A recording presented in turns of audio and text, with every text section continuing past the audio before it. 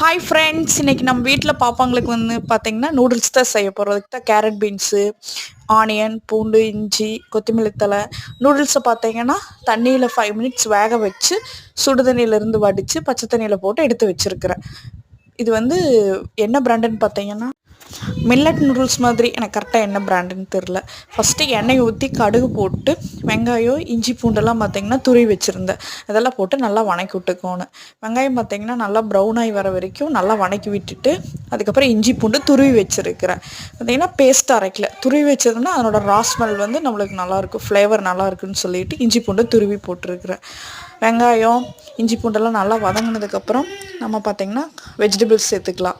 Carrot, beans இது 2 மட்டும் தான் பார்த்திங்கன்னா இன்றைக்கி நம்ம வீட்டில் இருந்துச்சு. நல்லா வணக்கி விட்டுக்கோணும். எண்ணெயே ஒரு ஸ்பூன் அதிகமாக ஊற்றி நல்லா பார்த்திங்கன்னா அந்த எண்ணெயிலே வெந்து வர்ற மாதிரி வணக்கி விட்டுட்டு கரம் மசாலா, சிக்கன் மசாலா அதெல்லாம் பார்த்திங்கன்னா எடுத்து வச்சுருக்கிறேன். அதெல்லாம் போட்டு சாஸஸ் எல்லாம் ஊற்றி நல்லா மிக்ஸ் ஆகி வந்ததுக்கப்புறம் பார்த்திங்கன்னா நம்ம நூடுல்ஸும் கொத்தமல்லி தலையும் போட்டு கிளறோம். நம்ம தேவை அப்படின்னா எக்கு போட்டு எக் நூடுல்ஸ் மாதிரி செஞ்சுக்கலாம். இன்றைக்கி நான் வந்து எக் போர்டில் வெறும் வெஜ் நூடுல்ஸ் தான் செஞ்சுருந்தேன்.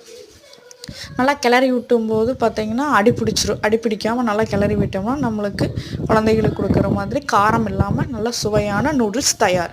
தேங்க்யூ, தேங்க்ஸ் ஃபார் வாட்சிங்.